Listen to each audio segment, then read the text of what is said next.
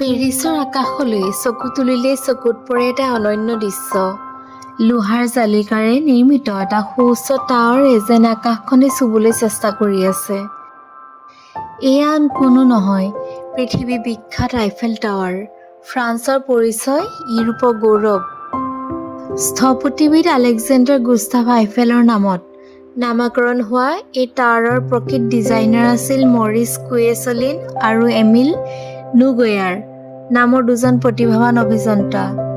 1887 চনৰ 26 জানুৱাৰীত যেতিয়া প্ৰথম কামবোৰ আৰম্ভ হৈছিল, তেতিয়া কোনেও ভবা নাছিল যে এই লোহাৰ দানৱটোৱে ইতিহাস সৃষ্টি কৰিব। 300 জন শ্ৰমিকে দিনে ৰাতিয়ে কষ্ট কৰিলে। 18,038 টুকুৰা উৎকৃষ্ট মানৰ লোহা, প্ৰায় 9,441 টন ওজন প্ৰতিটো টুকুৰা নিখুঁতভাৱে জোৰা দিয়া হ'ল। 2 বছৰ 2 মাহ আৰু 5 দিন এই সময়ছোৱাত পেৰিছৰ আকাশত জাগি উঠিল এটা নতুন পৰিচয়। 1889 চনৰ 31 মাৰ্চত টাৱাৰৰ নিৰ্মাণ সম্পূৰ্ণ হ'ল আৰু 6 মে'ত প্ৰথমবাৰৰ বাবে সাধাৰণ ৰাইজৰ বাবে মুকলি কৰি দিয়া হ'ল। কিন্তু আৰম্ভণিতে সকলোকে এই সৃষ্টিক আদৰি লোৱা নাছিল। পেৰিছৰ কলা সম্প্ৰদায়ে তেওঁলোকক তীব্ৰ সমালোচনা কৰিছিল। বিখ্যাত সংগীতজ্ঞ চাৰ্ল গুনুৱে 1887 চনত লে টেম্পছ বাতৰি কাকতত এই টাৱাৰক পেৰিছৰ অপমান বুলি অভিহিত কৰিছিল। কিন্তু সময়ৰ সোঁতত মানুহৰ মন সলনি হ'ল। সেই একেজন গুনুৱে পিছলৈ আইফেল টাৱাৰৰ প্ৰশংসাত এটা সুন্দৰ সংগীতানুষ্ঠান ৰচনা কৰিলে। পৰিকল্পনা আছিল এই টাৱাৰ মাত্ৰ 20 বছৰৰ বাবে থাকিব আৰু 1909 চনত ভাঙি পেলোৱা হ'ব। কিন্তু এই 2টা দশকত আইফেল টাৱাৰে পৰ্যটকসকলৰ হৃদয় জয় কৰি ল'লে। বৈজ্ঞানিক গৱেষণাৰ বাবে অপৰিহাৰ্য হৈ পৰিল। ফলত ইয়াক বিশ্ব ঐতিহ্য হিচাপে সংৰক্ষণৰ সিদ্ধান্ত লোৱা হ'ল। 324 মিটাৰ ওখ এই টাৱাৰৰ 4টা প্ৰধান স্তম্ভ 4টা দিশত উত্তৰ, দক্ষিণ, পূব আৰু পশ্চিমত থিয় দি আছে। উত্তৰ, দক্ষিণ আৰু পূব স্তম্ভত টিকট ঘৰ আছে। উত্তৰ আৰু পূবত আছে এলিভেটৰ, দক্ষিণত আছে চিৰি। প্ৰথম মহলা 57 মিটাৰ উচ্চতাত 4,200 বৰ্গ মিটাৰ এলেকাত একেলগে 3,000 লোক থিয় হ'ব পাৰে।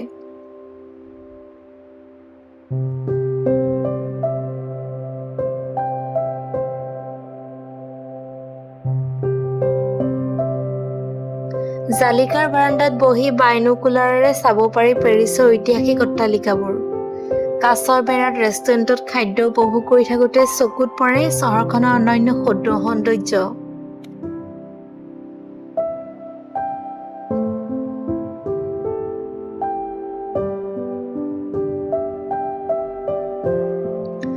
বছৰৰ পিছত বছৰ আইফেল টাৱাৰে আদৰি লৈছে কোটি কোটি পৰ্যটকৰ। প্ৰতি বছৰে প্ৰায় 6.5ৰ পৰা 7 নিযুত মানুহে এই টাৱাৰ পৰিদৰ্শন কৰে। 2007 চনত সৰ্বকালৰ উচ্চতম 69.60 লাখ লোকে টাৱাৰত প্ৰৱেশ কৰিছিল। 2009 চনত অহা পৰ্যটকসকলৰ 75% আছিল বিদেশী।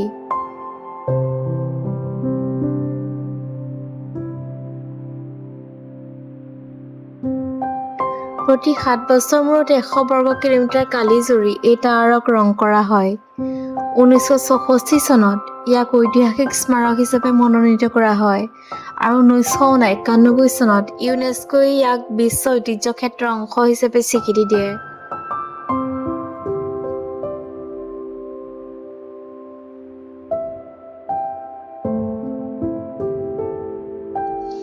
(2012) চনত প্ৰথম মহলাৰ নৱীকৰণ কৰা হ'ল। মজিয়াৰ এটা অংশ কাঁচেৰে নিৰ্মিত কৰা হ'ল, যাতে পৰ্যটকসকলে 60 মিটাৰ তলৰ মাটি চাব পাৰে। এই অভিজ্ঞতাই দৰ্শকসকলক ৰোমাঞ্চিত কৰি তোলে।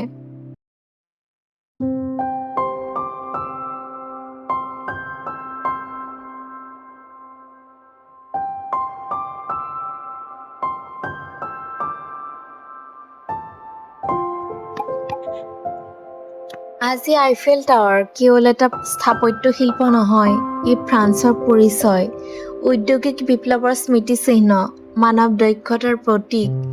যিদৰে তাজমহল ভাৰতৰ পৰিচয়, আইফেল টাৱাৰ হৈছে ফ্ৰান্সৰ অভিমান।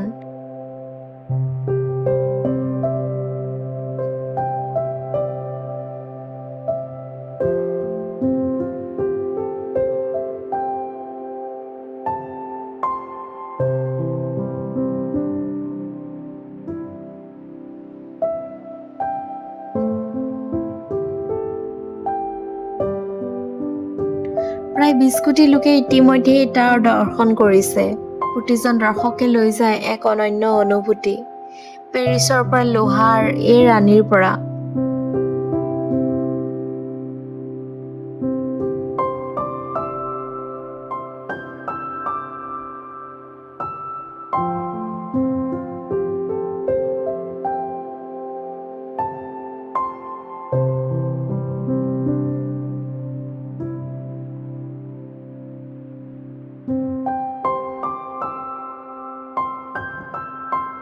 ৰাতিৰ ভাগত যেতিয়া হাজাৰ হাজাৰ লাইটে টাৱাৰটোক উজ্বলাই তোলে তেতিয়া মনত পৰে সেই 300জন শ্ৰমিকৰ কথা, যিসকলে 2 বছৰ ধৰি কষ্ট কৰি গঢ়ি তুলিছিল এই অনন্য সৃষ্টি।